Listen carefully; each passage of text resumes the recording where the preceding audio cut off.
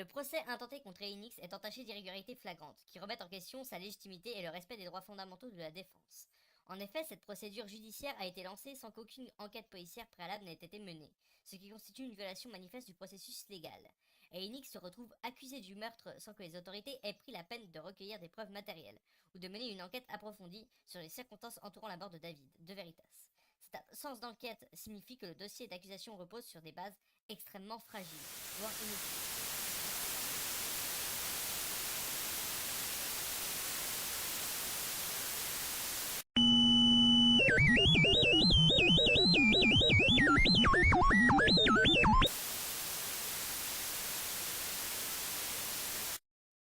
Dans un état de droit, chacun a le droit à une procédure équitable et à la présomption d'innocence, ce qui implique que des enquêtes complètes et impartiales doivent être menées avant toute accusation formelle.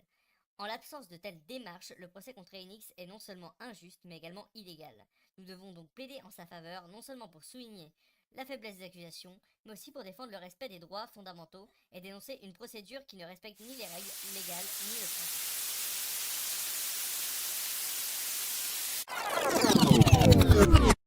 Plaidoyer pour la vérité. Soutenons Madaïs contre Enix. Introduction.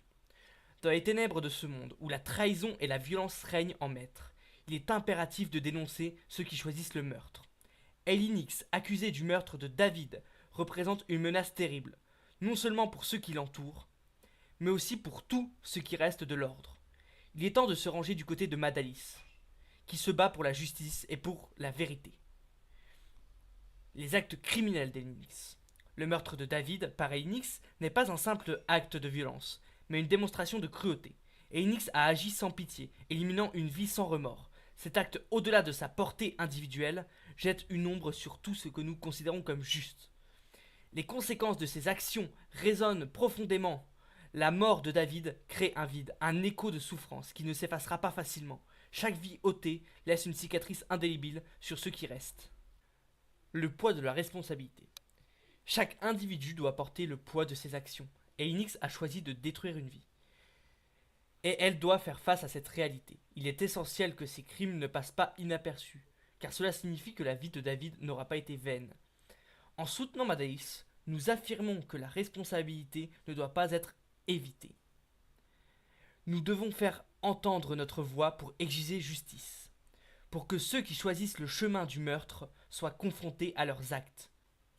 La nuit tragique où les trois héritiers ont été assassinés et Enix était présente sur les lieux. Un détail qui ne peut pas être ignoré. Son implication dans cet événement soulève de nombreuses questions sur son rôle et ses intentions. Les témoignages recueillis montrent qu'elle se trouvait à proximité, observant, et peut-être même attendant le moment propice pour agir. Cette présence soulève des soupçons quant à son implication directe ou indirecte dans les meurtres, ajoutant une couche de mystère et de danger à sa personnalité déjà troublante.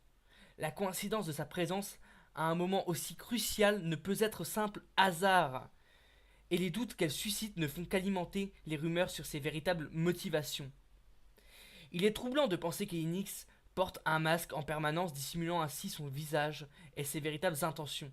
Cette absence d'identité rend son personnage d'autant plus mystérieux et inquiétant. Chaque rencontre avec elle laisse une impression de distance, comme si elle ne souhaitait jamais révéler qui elle est vraiment. On pourrait même se demander si c'est un moyen de se protéger ou au contraire de manipuler les autres. Cependant, dans ce contexte troublant, il est impossible de ne pas se méfier de Mr. Fox. C'est un individu au sourire rusé et aux manières charmantes, qui cache sûrement des intentions sournoises. Son esprit vif et sa capacité à manipuler les autres en font un acteur intrigant, mais également dangereux. À chaque rencontre, il semble toujours avoir un coup d'avance, comme s'il jouait à un jeu dont seul lui et ses complices connaissaient les règles. Les rumeurs circulent sur ses activités obscures et son lien potentiel avec Enix. Chaque mot qu'il prononce semble peser avec soin pour masquer la vérité.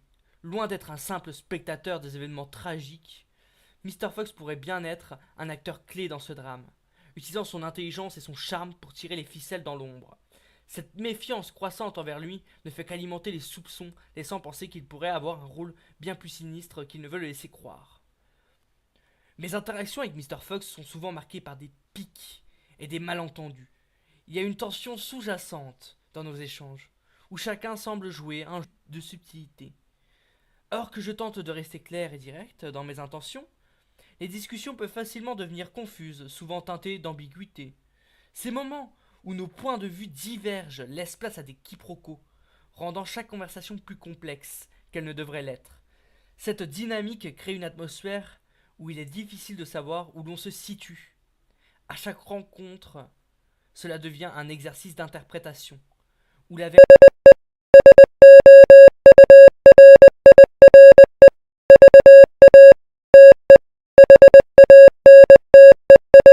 Je vous laisse avec ces quelques preuves plus que suffisantes.